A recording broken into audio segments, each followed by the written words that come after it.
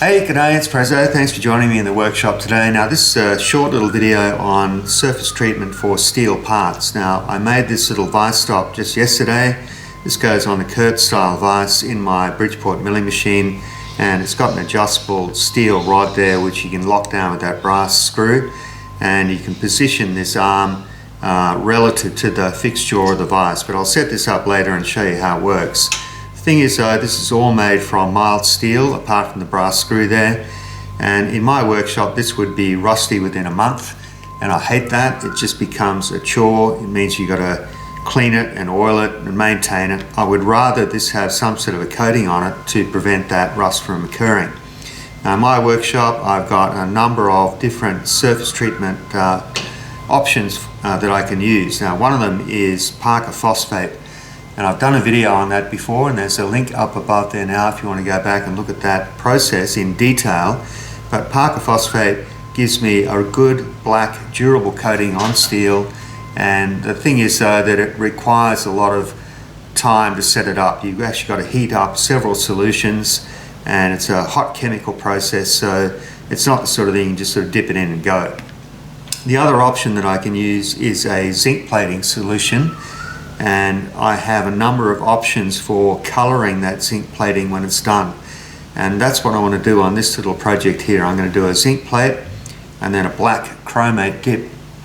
Now the colour that you get is very similar to the colour of those socket head screws, so we'll give this little device here a more uniform look when it's all done. Plus it's going to give it really good corrosion resistance in my shop. So I'm going to show you that today, but before I do that I just want to show you some samples of parts that I've made with different treatments on them, and we'll see how they stood up over time. Okay, these are some samples that I made up in October of 2019. Actually it was earlier than that, it was September of 2019. And I've just had these sitting on a shelf in my workshop. Now these have all had different treatments put on them, and I just wanted to see how they would cope with the environment in my workshop over that period of time. Now this one here was the control. This was a piece of cold rolled mild steel. All I did with that was to polish it. I cleaned it with isopropyl alcohol and just put it back on that piece of plywood there, and that's what it looks like after roughly 3 years. So you can see that there's fairly healthy coating of surface corrosion on that. And that's generally how all of the steel surfaces in my workshop will go over that period of time if I do nothing to them. Now this one has been zinc plated, and then it's been done with a gold chromate dip, and that one is still in absolutely perfect condition. Now it's not been subject to any abrasion or anything like that, or knocks and bumps, but just in terms of cosmetic appeal I reckon that looks brilliant. Now this one here has been done with the Parker phosphate solution. Now this one had the full treatment, so it went through the hot chemical processing, and then it was dipped into what they call a dry touch oil.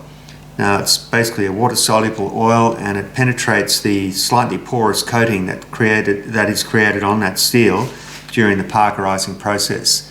So it's still got that nice black coating on it. There is no corrosion that I can see, and it just looks great. So I'm super happy with that. These ones have had various different after treatments. So some of these had no oil put on them at all, and some had different types of oil. So there was like WD-40, just ordinary motor oil, and so on. Now they haven't done quite as well. This one here has got a little bit of corrosion on that surface there, but nowhere near as bad as the control. So in my view the Parker phosphate is a very durable solution, but the thing is it takes a bit of time to set it up. You've got to heat up several tubs of liquid. So there's you need a water bath, you need like an activator, which is like an acid, you need the Parker phosphate solution, and also the dry touch oil. And it's got to be processed through each one of those solutions before it's completely finished. So it is a time-consuming process to set up. Once it's all running, it only takes about 20 minutes to process a part, but it's not worth doing on just one tool like the vise stop that I've made. Okay, let me show you this. This is a chuck key that I made up for my small 4-jaw chuck. That's been Parker phosphate coated, and it's still in absolutely first-class condition. There's no corrosion on it. It gets a lot of wear and tear around the lathe. It gets thrown in the lathe tray. It's sort of subject to wear and tear on the square end here, but it's still good. Okay, this was a tool that I made, and I used a cold bluing solution on that. This is a lathe tool height setting gauge, and you can see the top of that has got some really serious corrosion, as is the top surface of the base. And the color has basically all gone. When I first made this, it was a nice dense black color, but over a period of time it's just worn off, or it's just I don't know, evaporated or something, but it's certainly not like it was when I made it originally. So in my view, cold bluing solutions are okay. It may depend on the brand that you buy, but I don't see them as a long-term solution at all. They're largely cosmetic, but they don't stand up over time. So I don't use that in my workshop anymore. I'll either do Parker phosphate or a zinc plate. These were some parts that I did just a couple of days ago. Let me show you a bit closer. So this is a piece of copper tube, and that's been zinc plated and then done in a gold chromate dip. This is mild steel that's been zinc plated, and it's been dipped into a blue chromate dip. Now these are great on steel if you're looking for that slightly goldy iridescent color. That's as close to cadmium as you're going to get in a home workshop, and that looks like the sort of finish that you get on commercial fasteners, so bolts and screws and so on. And both of those were done in a new zinc plate solution that I just bought recently. What I found out was that I ruined my first zinc plating solution because I didn't read the instructions properly. Old dumbass here added all of the brightener at one time, and when I was first mixing up the solution, and that basically ruined it. And I didn't realize I'd made that mistake until sometime later. Now it does still work. Like that little part there was done in that solution, and I was able to get it to come out look pretty good. But it meant that you've got to clean it and scrub it with steel wool to bring back the polish on it before you do the chromate dip. So when we do this little vice stop, I'll use the new zinc plate that I've got, the new zinc plating solution, and you'll see how shiny it comes out. Okay, I'm going to clean up the parts that I've made, and we'll get them into the plating bath, and then we'll do the black chromate. Just got the ultrasonic cleaner here filled up with very hot water. I've got my two steel parts just in a plastic bag there, and I'm using that simple green cleaner to process these parts. It's relatively cheap, it's fairly benign, it's not super caustic. So you can pretty much just dilute it and use it again, or you can tip it down the sink, I guess. We're on a home sewage treatment plant here, so I am careful about what I throw down the sink, but I haven't had a problem with this stuff. Anyway, let's cycle these through. They only take about 10 minutes.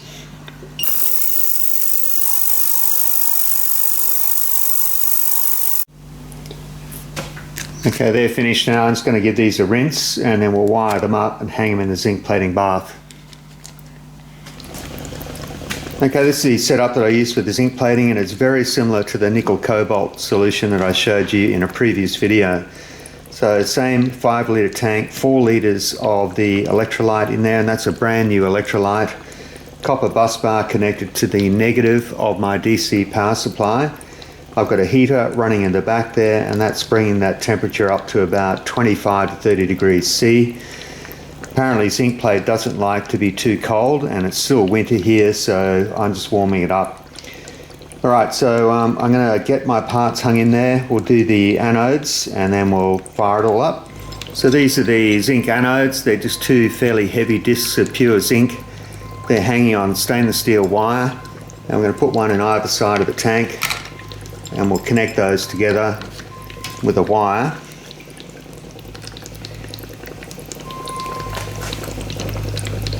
And we're going to put the positive of the power supply onto our anodes. You notice I've also got agitation running in the tank here. You can do it without that, but the instructions say that agitating the solution will give you a better result.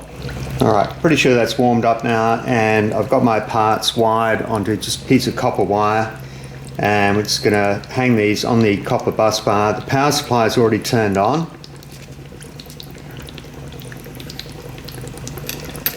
And we want that just under the surface of the electrolyte. And it's not touching the bottom of the tank. Alrighty, so we're just going to let that run. The instructions say you should see the zinc starting to deposit within about 10 minutes. If you don't see that, something's gone wrong and you need to check the cleanliness of your parts. You need to check the orientation of your DC power supply. Make sure you don't have the polarity mixed up. Make sure you're getting good contact between the copper bus bar and the part. But I can already see zinc being deposited on the copper wire, so I know it's working. So it's going to let that bubble away, and we'll leave it in for about 15 minutes.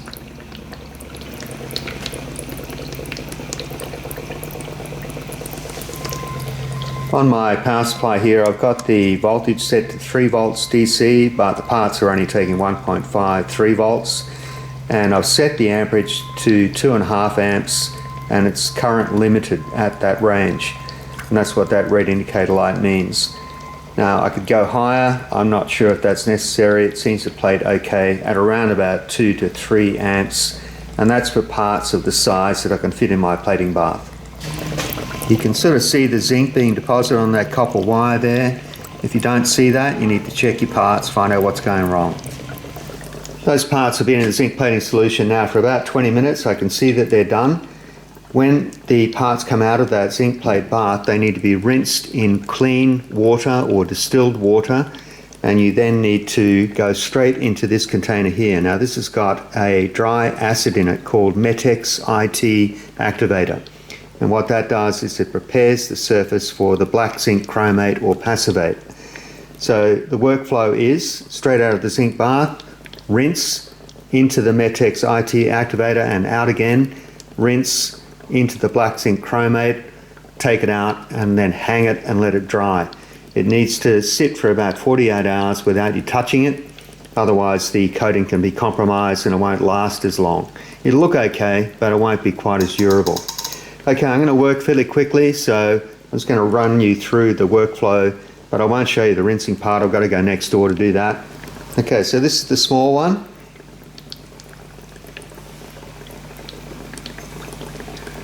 You can see how beautifully shiny that is. Now I could never get results like that with the old zinc plating bath that I had. Like I said, I ruined it. With this one here, I'm getting amazing results and I'm really happy with it. Okay, let's rinse that. Okay, let's go into the activator. And it's just in and out again. I'm going to rinse that next door.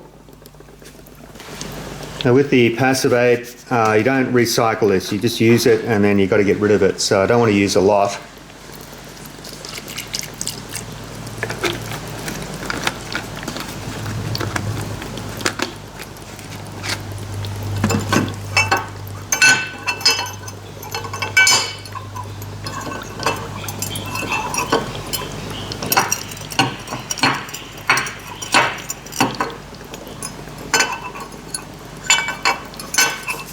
Might need a bit more.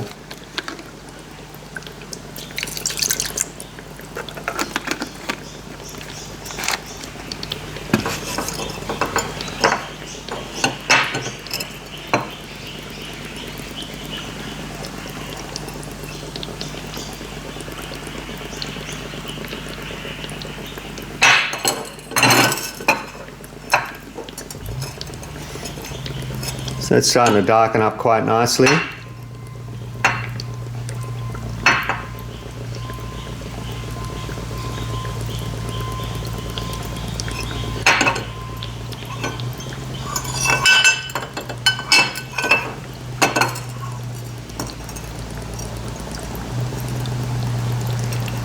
And with the blue passivate and the gold passivate, it's the same thing. You just dip it in, but they're a watered down solution or like a diluted solution, and the longer you leave the parts in, the darker they will go. So generally with the gold, it's only about like 30 seconds at the most, and same with the blue. And again, you just hang it up and let it dry. I think that's probably as dark as it's going to go.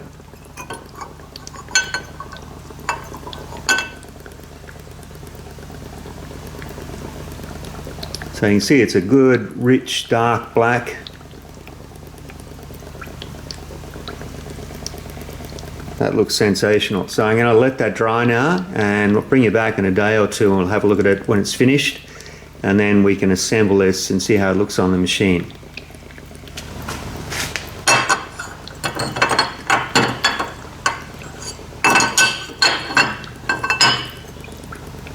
Of course, the longer one wouldn't fit in that little glass container, so I had to sort of quickly find something else.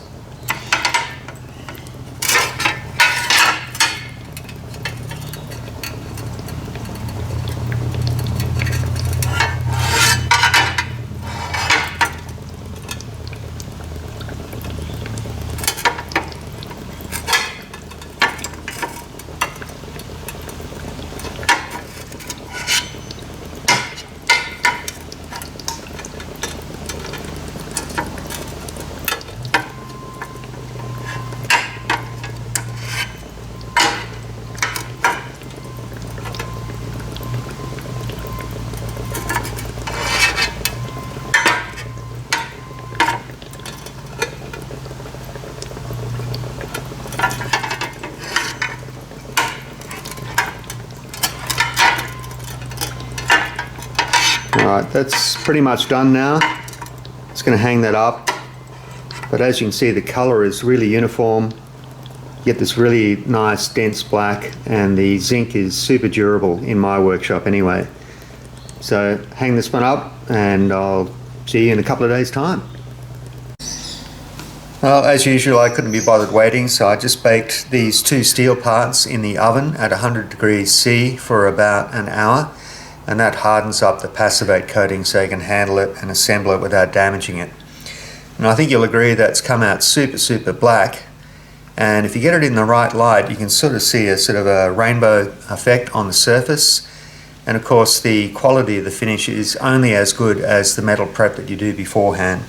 So some of these surfaces were just fly cut and I didn't do anything else to them. This top surface here, I just hit that with some emery cloth and gave it a sort of a cursory polish, and everything was cleaned up and draw filed where there were still machine marks in it. So in my workshop at least, this is a fairly easy process to carry out. You only need the zinc electrolyte to do this and some zinc anodes. Most of the other stuff you like to have lying around. You don't have to do the passivate or the chromate finish if you don't want to. You can just leave it as bright zinc, but that particular chemical is not expensive and a little bit goes a long way. Anyway, let me put this on the milling machine vise now and I'll show you how it works, but I'm pretty sure you've already worked it out. These vertex vices are a clone of the Kurt type vise, and in the fixed jaw of the vise there are two M10 threaded holes that run all the way through that fixed jaw there. So I already had threaded holes at the back, so I didn't have to modify the vise at all. So this big heavy bar here clamps in place with two socket head screws, and the arm can move over a limited range to get you away from the fixed jaw if you need to clear a part or a feature on that part. And of course you can just simply swivel that out of the way and lock it in that position if you don't need it, or you can just take it out altogether and remove it. Well, there it is seen just from a different angle, and with this steel rod here you can move that along the length of the jaws. It doesn't really need to go all the way from one end to the other, and you can lock that in place, that little brass screw there. And this movable arm can move up and down between the top and the bottom of the jaws, and also over a limited range between the jaws. So when I lock that in place there, it's quite rigid and firm. It's unlikely that's ever going to move if you push a part up against that, but you shouldn't be hammering it up against that rod anyway. So I think that's going to be a really useful accessory for my milling machine vise. But the main thing I wanted you to see today was the method for doing this black zinc plating. Now the black passivate or chromate, they call it both things, but that's available from the company that I use called Jane Kits Australia, and I buy all my metal plating and metal finishing supplies from them. And it's not expensive, and a little bit goes a long way. So if you just want that slightly more decorative finish to any of your zinc plated parts, give this a try, and I expect this to last and be rust free for at least 20 or 30 years. So that's it for today, guys. Thanks for watching. I'm going to catch up with you with another video soon, and I'll catch you then. Prezzo, see ya.